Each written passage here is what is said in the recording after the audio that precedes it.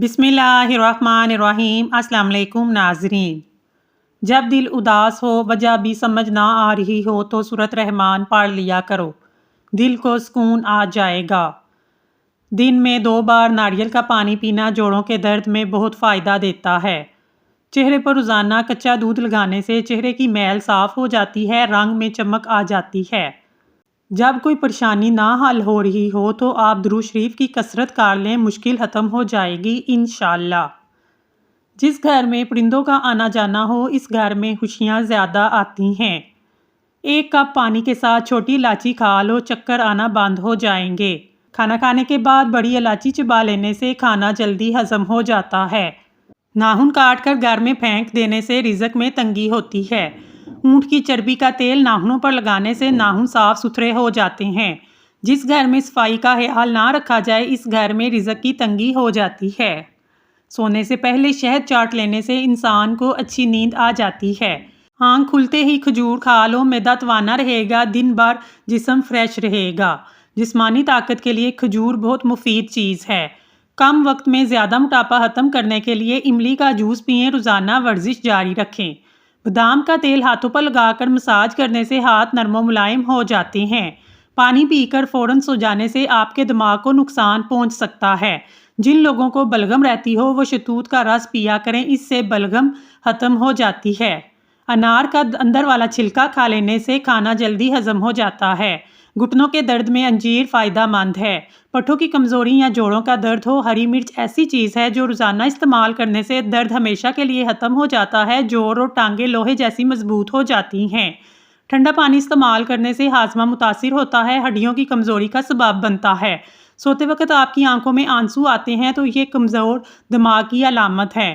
نیم گرم دودھ میں روغن بادام ڈال کر پینے سے چکر آنا بند ہو جاتے ہیں، دماغی کمزوری ختم ہو جاتی ہے، دماغی خشکی ختم ہو جاتی ہے، بات بات پر غصہ آنا بند ہو جاتا ہے۔ پاؤں کے تلوں اور پاؤں کی انگلیوں کے ہلا میں کسی بھی تیل سے خوب اچھی طرح مالش کریں، کیونکہ پاؤں کا نگاہ اور جدا سے اتنا ہی گہرا تعلق ہے جتنا روح کا انسان سے۔ 1 چمچ بڑا زیتون کا تیل، اس میں 2 چمچ اسمگول کے چھلکے ڈال کر مکس کر لیں۔ اس کو دن میں 3 سے 4 مرتبہ کھا لیں۔ اس سے پرانی بواسیر، موٹاپا، پرانا leucorrhoea, high blood pressure, tension, sugar, نیند کم آنے کا مسئلے کے لیے بھی مفید ہے۔ آپ صرف 1 چمچ زیتون اور 2 چمچ اسمگول کا چھلکا استعمال کرنا شروع کر دیں، کچھ عرصے میں ہی آپ کو بہترین رزلٹ ملیں گے جو آپ نے کبھی سوچا نہیں ہوگا۔ رات کو وضو کر کے سویا کرو، برکت ہوگی، رزق میں اضافہ ہوگا۔ اختلافات کے باوجود کسی سے احترام سے پیش آنا کمزوری نہیں بلکہ بہترین تربیت خاندانی ہونے کی دلیل ہے۔ جھانکنے کی بہترین جگہ اپنے گریبان ہے، رہنے کی جگہ اپنی اوقات ہے۔ اگر روٹی پکاتے وقت روٹی کا رنگ سفید کرنا ہے تو آٹے کے گوندتے وقت اس میں تھوڑا سا میدا شامل کر لیں، روٹی کی رنگت سفید اور بہت خوبصورت نظر آئے گی۔ عام تیل کی بجائے سرسوں کا خالص تیل استعمال کریں، بناسپتی گھی کی بجائے آئل استعمال کریں، فارمی انڈے کی بجائے دیسی انڈے استعمال کریں۔ ٹی بی کے مریض انگور کھائیں کیونکہ انگور کھانے سے اس مرض سے کافی حد تک بچا جا سکتا ہے۔ اگر آپ کو نیند زیادہ آتی ہے تو چکنائی والی چیزیں کھانے سے گریز کریں۔